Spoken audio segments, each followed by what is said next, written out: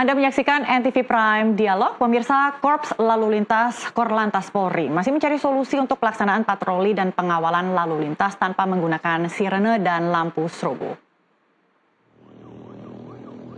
Solusi dibutuhkan menyusul pembekuan penggunaan sirene dan strobo di jalan. Keluhan dari masyarakat soal penyalahgunaan sirene dan strobo ditindaklanjuti Korlantas dengan berdiskusi bersama para pakar keselamatan lalu lintas. Bagi pelaku penyalahgunaan sirene dan strobo, kemungkinan tidak ditindak secara hukum. Korlantas akan melakukan evaluasi. Korlantas mengaturkan apresiasi dan terima kasih. Kami bisa mendengar keluhan masyarakat dan segera kita tindak lanjuti bahwa penggunaan sirine, penggunaan strobo semuanya sudah diatur. Ada ketentuannya kapan digunakan dan kapan tidak digunakan. Tetapi manakala ini aspirasi dari masyarakat, untuk sementara pengawalan yang menggunakan sirine strobo ini kami bekukan sampai nanti kita evaluasi yang terbaik seperti apa. Kami juga akan melibatkan masyarakat, kami akan melibatkan pakar untuk berdiskusi bagaimana tugas-tugas kepolisian untuk mewujudkan lalu lintas yang aman, sama tertib dan lancar. Tentunya contohnya di tol pada saat patroli. Ini kan penting sekali. Bagaimana caranya pengguna jalan itu aman dan selamat. Tentunya juga harus ada patroli polisi. Ini akan kita evaluasi dan kami terima kasih kepada masyarakat bahwa ternyata Korlantas juga disenangi oleh masyarakat. Oke, terima kasih. Tidak bangga untuk melakukan penegakan hukum, tetapi kami menghimbau agar supaya mari kita jaga ketertiban bersama-sama. Ya, hal-hal yang tidak baik dirasa oleh masyarakat, hal-hal yang tidak baik dirasa di perjalanan, Korlantas tidak akan mengedepankan penegakan hukum. Tetapi kami menghimbau kesadaran pribadi untuk kepentingan kita bersama. Ya, kita akan bahas kontroversi sirene dan strobo di jalan bersama narasumber yang sudah kami undang di studio. Hari ini sudah hadir analis kebijakan transportasi Azaz Tigor Nainggolan. Bang Tigor, terima kasih sudah hadir di studio kami, Bang. Bang, pernah nggak sih di jalan lagi macet, antrian panjang, terus dari belakang tiba-tiba bunyi suara tutut, wok-wok, maksa minggir, diminta untuk buka jalan? Iya, itu sering. Sering? Iya, terutama di jalan tol ya. Saya kan sering ya, menggunakan Jagorawi itu ya, terutama pada saat weekend. Lucu juga ya kok weekend ada pengawalan pejabat gitu. Ternyata bukan pengawalan pejabat, itu pengawalan personal yang menyalahgunakan dia. Nah, kita tuh disuruh dipepet harus minggir ke kiri, atau kalau mau ke kanan sudah banyak kendaraan. Ini kan membahayakan ya, dan sombong sekali. Nah, saya melihat gini, akhirnya suara itu wok sirine itu jadi kayak kekuasaan. Nah, simbol itu yang, kekuasaan ya. Simbol kekuasaan Okay. itu yang membuat rusak ya, membuat rusak masyarakat dan membuat masyarakat marah. Maka Emosi kalau saya wajar ya alamin, publik emosi iya, ya. Wajar memprotes, emosi, memviralkan. Saya bahkan kalau saya lagi jalan begitu nanti sama sebelah saya tolong videoin, saya bilang.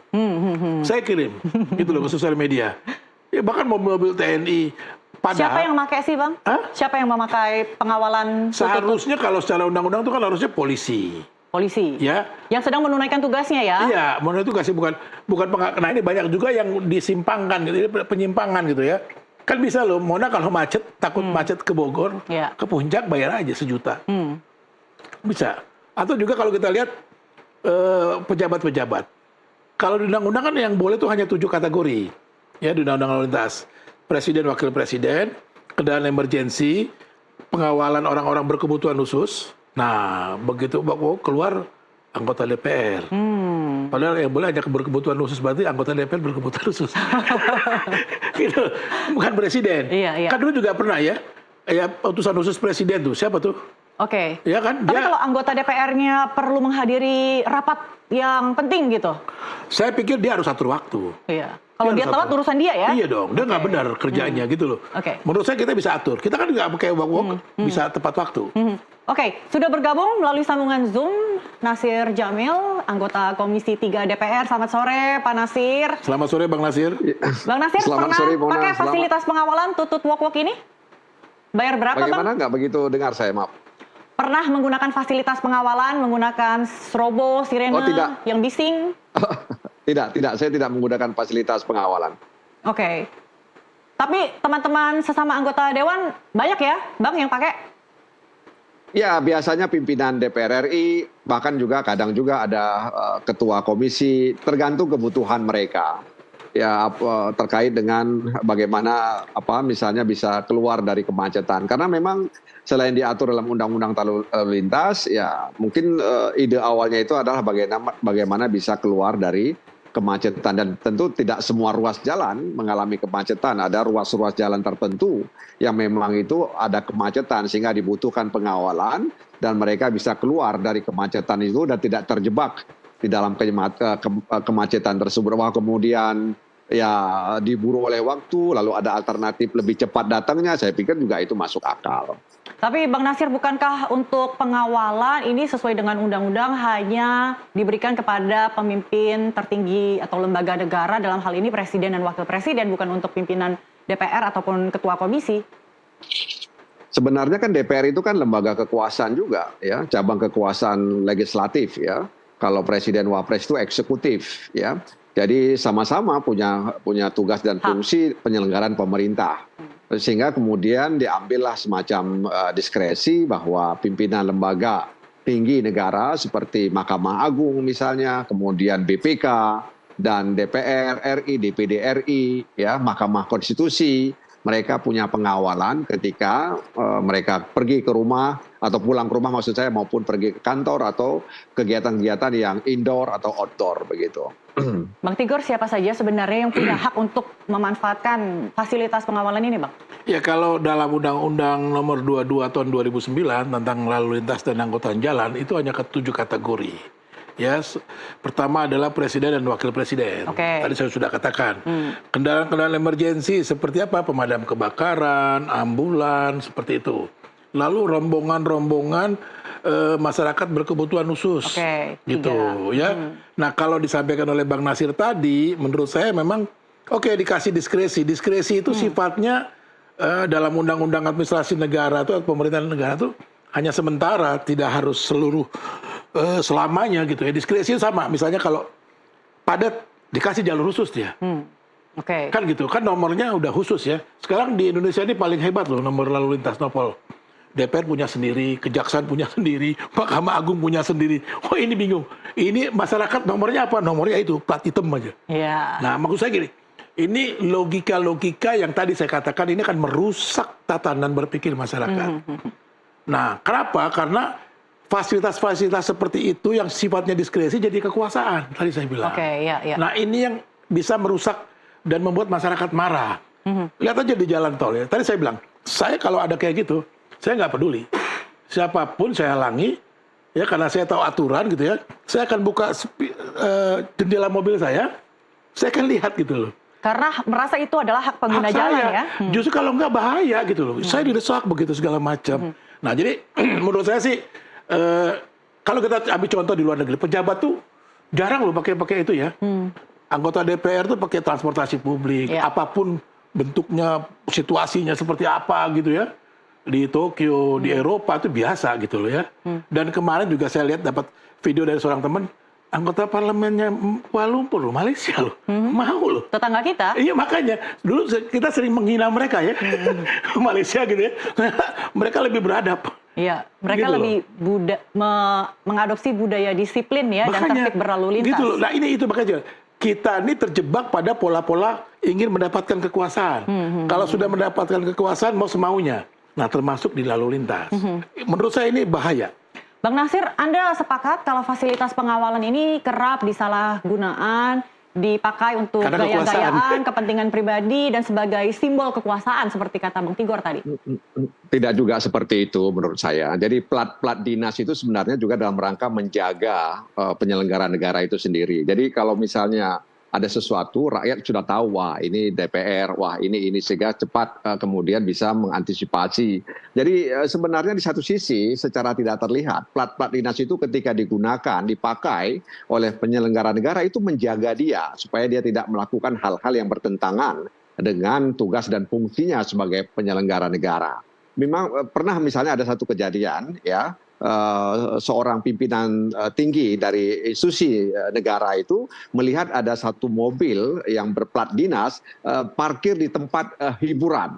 ya. Lalu kemudian dicari, ternyata memang ya tentu saja ini ada penyalahgunaan, kemudian ditindak dan kemudian diputuskan tidak boleh lagi memberikan plat dinas ya untuk orang-orang yang bukan berdinas di lembaga itu. Dan selama ini kan kadang ada kita lihat di televisi ada orang di jalan tol menggunakan plat dinas TNI kah Polri kah, ternyata mereka bukan anggota Polri dan juga bukan anggota TNI ya, dan nggak tahu sama siapa dia pinjam plat itu atau dia dapat dari siapa, dan kemudian itu kan ditindak. Nah karena itu sekali lagi memang kalau kita melihat negara-negara maju ya seperti Jepang ya, Eropa, itu kan moda transportasi umumnya sudah sangat baik. Bahkan mereka bisa keluar dari rumahnya hanya beberapa meter, kemudian bisa pergi ke tempat tujuan mereka. Tapi di Indonesia kan belum seperti itu ya, sehingga memang ada anggota DPR yang menggunakan KRL, ada yang menggunakan moda transportasi umum, ada yang tidak. Jadi tergantung kebutuhan daripada setiap orang yang berbeda-beda. Ya, oleh karena itu sekali lagi apa yang dilakukan oleh Kakor Lantas terkait dengan sirene yang begitu besar, memekakkan telinga, mengganggu pengendara lainnya, menurut saya itu memang patut ditertibkan ya, sehingga kemudian tidak membuat orang jadi terganggu begitu. Dan bahkan kadang-kadang bisa membahayakan juga loh ya, sirene yang besar itu, kemudian orang terkejut jatuh dari sepeda motornya ya, dan ini sekali lagi memang harus dievaluasi ya, dan kemudian soal tadi ada diskresi itu juga harus dievaluasi. Ada diskresi sehingga anggota dewan seakan-akan diberi kelonggaran untuk boleh memanfaatkan fasilitas ini. Tapi apa urgensinya, Bang Nasir? Mona, saya mau kasih tahu, mungkin bisa dihitung dengan jari ya anggota DPR yang menggunakan fasilitas pengawalan.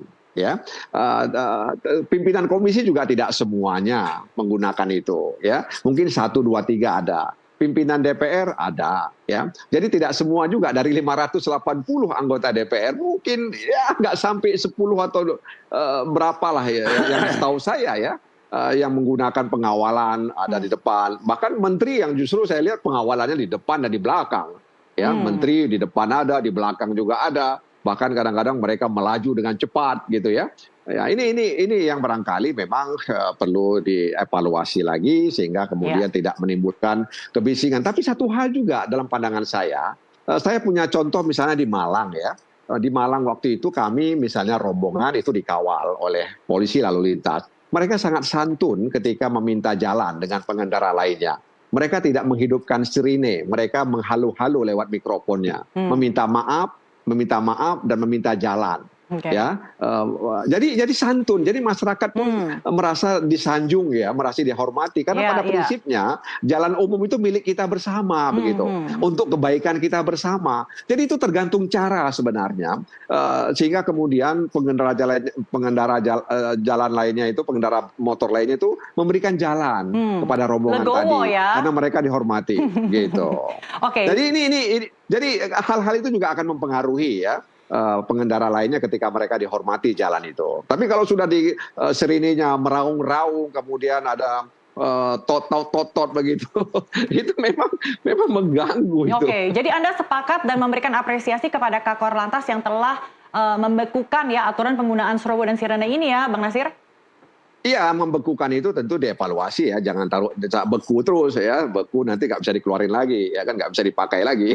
Menurut saya dievaluasi saja. Ya, dilihat mana kekurangannya diperbaiki ya, sehingga kemudian menimbulkan ketertiban, dan itu untuk kebaikan kita semua. Seperti yang saya katakan tadi, pada prinsipnya jalan umum itu milik seluruh anggota masyarakat yang menggunakan jalan tersebut. Dan sekali lagi tidak semua ruas jalan kemudian yang mengalami kemacetan. Mungkin tet itu, tot itu bunyinya dibunyikan ketika memang ada ruas-ruas jalan tertentu yang memang sangat padat, sangat macet, sehingga memang kemudian pengawalan itu dibutuhkan. Ya tergantung juga orang yang bersangkutan, kalau dia bilang sama pengawalnya, jangan kau bunyi-bunyikan itu ya, atau dikecilkan volumenya sehingga tidak mengganggu pengendara kendaraan lainnya di jalan tersebut. Jadi poin menurut Anda, Bang Nasir, yang perlu dievaluasi adalah volume suara ya dari totot wuk-wuk yang sangat mengganggu dan bising itu.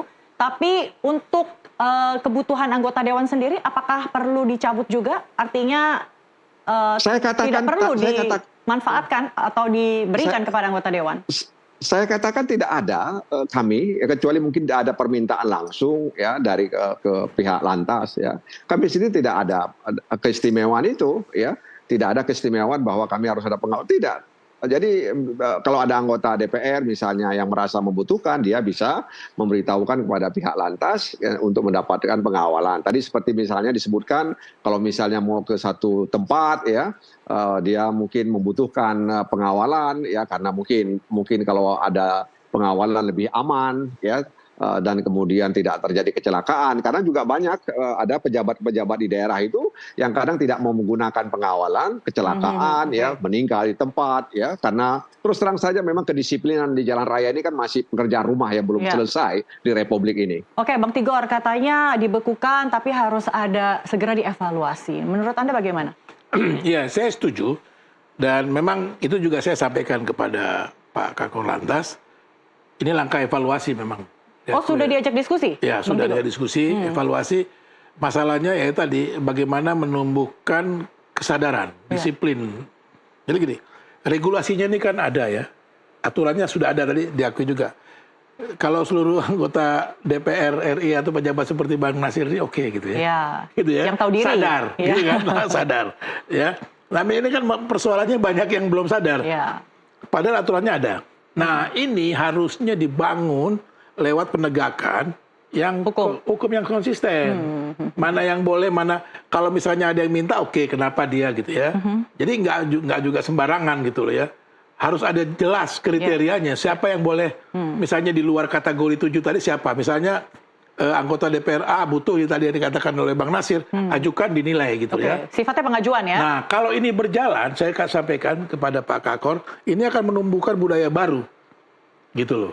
Budaya baru, bahwasanya tertib lalu lintas. Karena kalau enggak, ini membahayakan pengguna jalan yang lain. Jadi tidak hanya bisa mengandalkan kesadaran pribadi ya, harus ada aturan yang tegas. Jalankan aturannya, aturannya sudah ada gitu loh, Mona. Iya. Dijalankan. Dijalankan, oke. Ya, oleh struktur. Termasuk ada sanksinya juga kalau dilanggar. Ya, misalnya kalau ada sanksi dilanggar, misalnya dia nggak punya otoritas menggunakan itu gitu ya, dia kasih sanksinya ada kok dalam undang-undang, ya.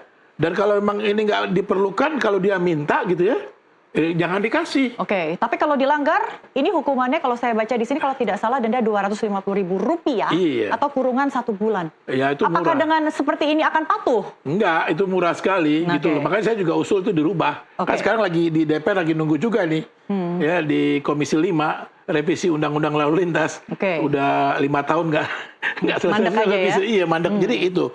Ya menurut saya setuju yang dibilang oleh Bang Nasir tadi. Ya oke. Kita jalankan dengan sesuai aturan. Kalau memang ada yang emergensi, dibutuhkan diskresi silakan. Tapi ada kriterianya yang jelas. Jadi jangan juga tidak jelas sehingga berpotensi terjadi penyimpangan dengan mudah. Gitu. Oke, Bang Nasir, saya ingin tahu pengalaman Anda. Bang, semudah apa sih mendapatkan fasilitas strobo dan sirene ini sebagai anggota Dewan? Saya terus terang saya nggak punya pengawalan, jadi nggak tahu bagaimana cara mendapatkannya begitu. Dan dari saya obrolan juga dengan rekan-rekan anggota lainnya? Yang saya tahu ada beberapa anggota misalnya menggunakan fasilitas ini, ya. Tapi saya nggak pernah tanya juga, ya, bagaimana cara mendapatkan fasilitasnya. Tapi pengetahuan saya biasanya kan itu semacam pengajuan, ya. Mungkin dia membutuhkan itu dengan alasan ini dan alasan itu, begitu ya. Dalam rangka untuk juga safety di jalan, ya, sehingga membutuhkan pengawalan. Jadi memang menurut saya budaya berlalu lintas di Indonesia juga seperti yang saya katakan tadi masih jauh dari harapan. Kemudian juga pembatasan kendaraan bermotor juga belum bisa kita laksanakan. Sehingga kemudian itu juga mengundang kemacetan tentu saja di ruas-ruas tertentu ya. Dan ini juga menjadi pekerjaan rumah kita semuanya. Nah karena itu sekali lagi ya tergantung kepada Kakor Lantas dan jajarannya terkait menyikapi kekesalan masyarakat terkait dengan bunyi tot wuk yang saya pikir juga. Bang Nasir, tadi kalau kata Bang Tigor semudah Rp1 juta dan semurah itu. Tapi Bang Nasir, Anda melihat ya, kalau misalnya penggunaan tot wuk ini yang serampangan, apakah Anda nilai bisa mengurangi efektivitas alat keselamatan karena pengguna jalan akan sepertinya terbiasa sehingga ketika ada kondisi darurat mereka pun tidak akan terlalu mengindahkan? Iya, pertama begini ya, angka yang dikatakan tadi itu bukan tarif sebenarnya ya, bukan tarif. Jadi itu kerelaan dari orang yang memakai jasa itu. Amplop ya? Jadi ketika Ya dia ya dan biasa ya kan karena dia sudah misalnya menggunakan itu dan kemudian dia menggunakan waktunya sehingga kemudian ada pemberian begitu ya. Dan itu bukan paksaan atau tarif tertentu tidak ya. Itu tergantung misalnya seseorang memberikan itu dan kadang juga aparat kepolisian tidak menerima apa yang diberikan itu karena mereka menganggap bahwa ini tugas mereka untuk menjalankan fungsi dan kewenangan yang mereka miliki. Jadi memang di jalan raya tadi ya harus kita akui bahwa untuk melihat kualitas satu masyarakat itu ya salah satunya lihat di jalan raya, semakin semeraut ya semakin jauh dari kualitas itu. Nah, karena itu saya katakan juga agar ke depan ya ketika orang ingin mendapatkan SIM itu harus ada edukasi ya dan juga ada sosialisasi kepada masyarakat ya sehingga dan kadang-kadang kita juga lihat ya kalau misalnya musim hujan misalnya gitu lalu ada pengendara sepeda motor mereka berteduh di kolong jembatan atau flyover bikin macet dan juga itu membuat kemudian jalan jadi sempit. Nah, kan ini kan juga salah satu budaya kita dalam berlalu lintas ya. Tapi memang nggak bisa disalahkan karena hujan yang deras, nggak mungkin mereka meluncur, mereka akhirnya berhenti di bawah kolong jembatan atau di bawah flyover dan tentu saja sedikit banyaknya itu akan memperlambat arus di jalan tersebut. Tapi itu resiko yang harus kita terima. Bang Nasir, dan mudah-mudahan terakhir Bang Nasir terkait dengan hukuman atas pelanggaran dan denda senilai Rp250.000 dan juga kurungan 1 bulan penjara, komentar Anda? Ya tadi Bang Tigor mengatakan bahwa akan ada evaluasi dan revisi undang-undang tentang lalu lintas di jalan raya. Ya, nah mudah-mudahan nanti dalam perubahan itu bisa dievaluasi soal denda, ya soal sanksi uang dan juga hukuman badan atau hukuman kurungan badan itu. Nah oleh karena itu sekali lagi apakah itu cukup membuat jera atau tidak. Nah oleh karena itu memang sekali lagi mari sama-sama ya kita mencoba untuk membangun budaya yang baik di jalan raya sehingga kemudian kita tahu hak dan kewajiban kita dan kemudian kita akan terhindar dari kecelakaan di dalam menjalankan tugas kita dan masyarakat juga menyadari bahwa ada orang yang kemudian membutuhkan waktu, tapi tadi dikatakan oleh Bang Tigor ya supaya lebih awal ya itu juga saya katakan sangat masuk akal. Gitu. Baik. Terima kasih Bang Nasir Jamil, anggota Komisi 3 DPR RI telah berbincang bersama kami. Terima kasih Bang Nasir. Pemirsa kita jeda dulu, NTV Prime akan segera kembali.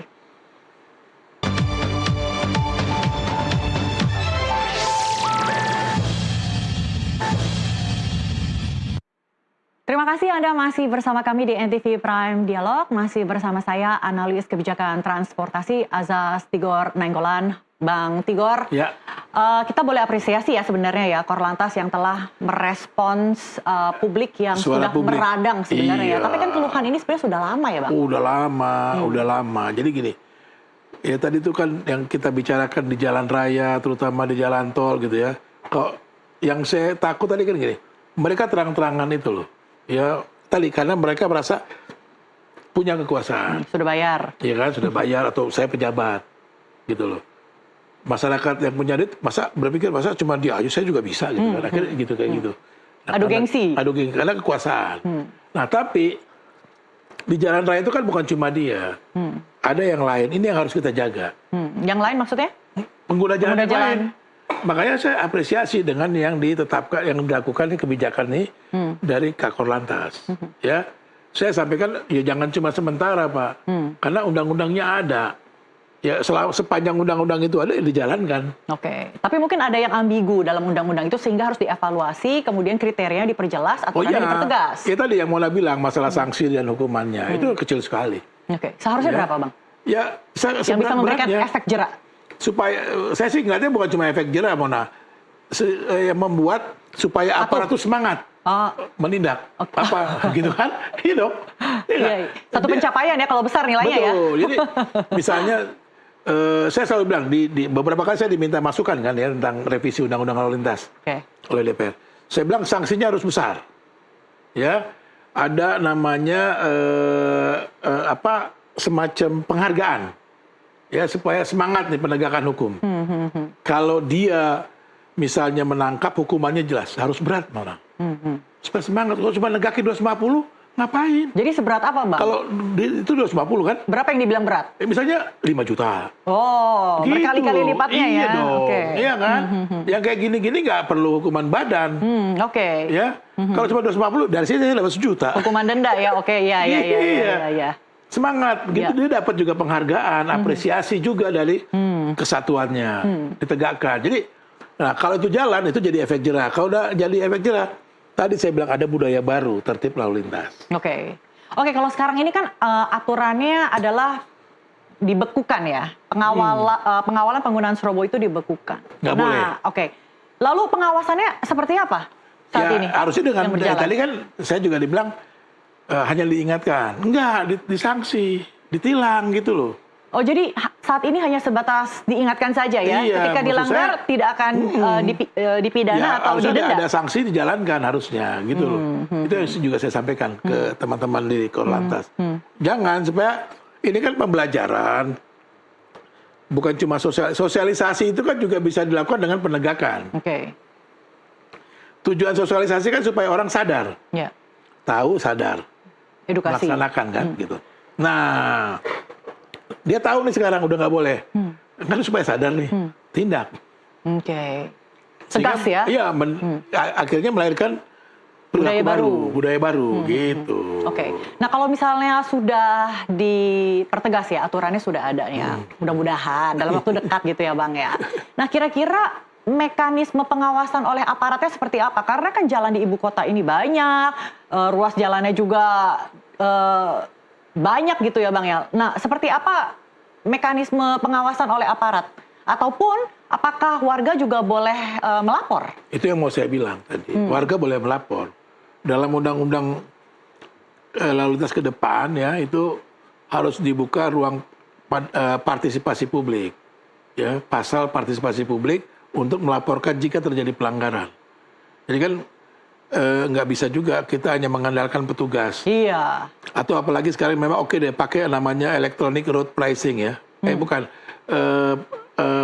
penegakan hukum secara elektronik, ya ETLI, Electronic Traffic Law Enforcement, ETLI. Nggak juga, terbatas kan, ya. Hanya di titik-titik di jalan-jalan besar. Makanya harus dibuka juga tetap ruang partisipasi masyarakat untuk melaporkan kalau ada pelanggaran-pelanggaran tadi gitu loh.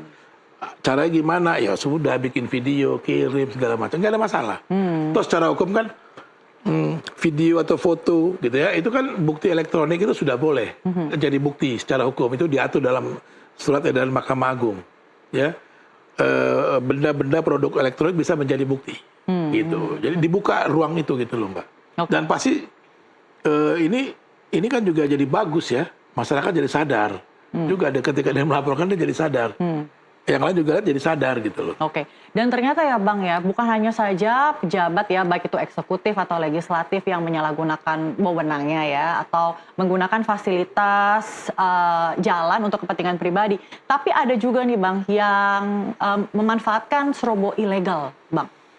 Dan sepertinya tampaknya akses untuk mendapatkannya cukup mudah ya. Ya di Senen banyak, di Kemayoran banyak. Nah artinya untuk pelanggaran hukum seperti ini tentunya harus ditindak lebih tegas lagi ya? Kepada pengguna. Artinya dia tidak punya otoritas untuk itu, dia pakai itu gitu loh, bisa. Gitu.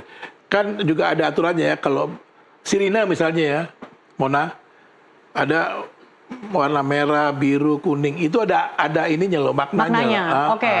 Gitu loh, jadi nggak boleh sembarangan juga gitu loh ya. Misalnya dia hanya untuk bukan untuk penegakan ya, bukan aparatur penegak hukum, warnanya ini.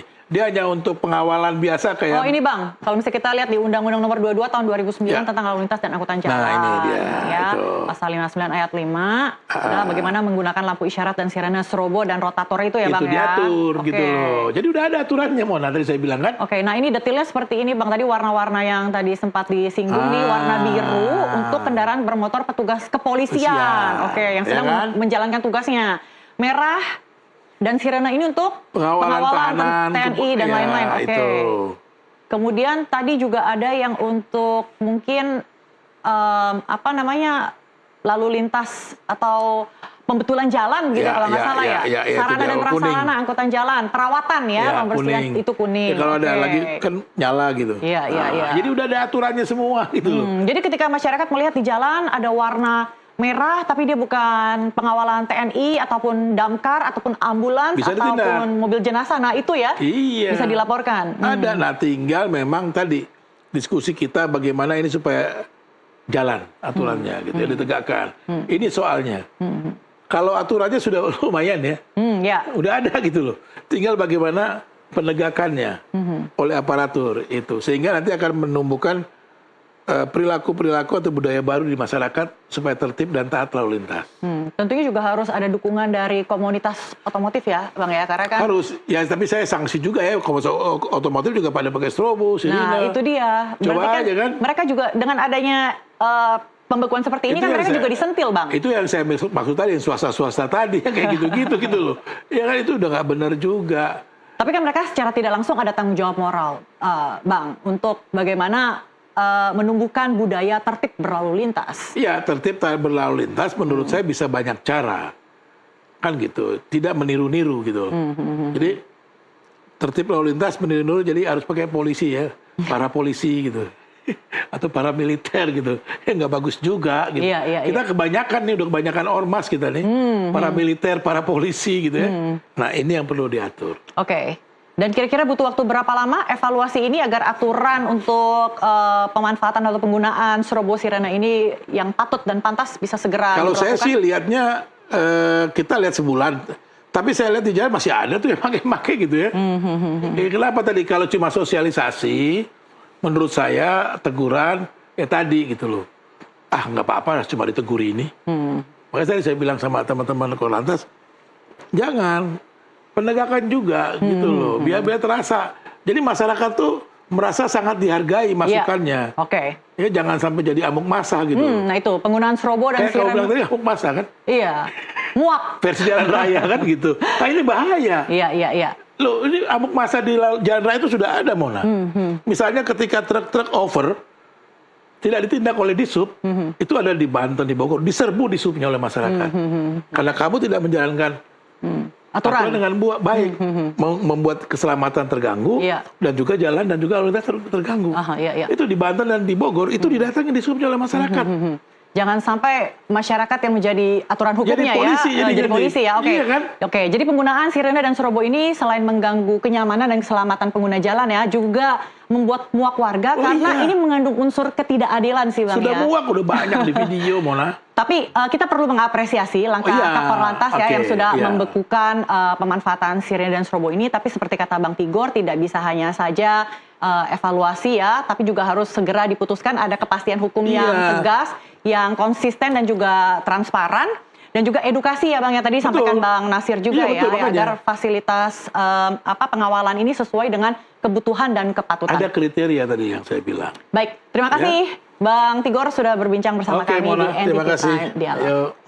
Pemirsa tetaplah di tempat Anda, kami akan segera kembali.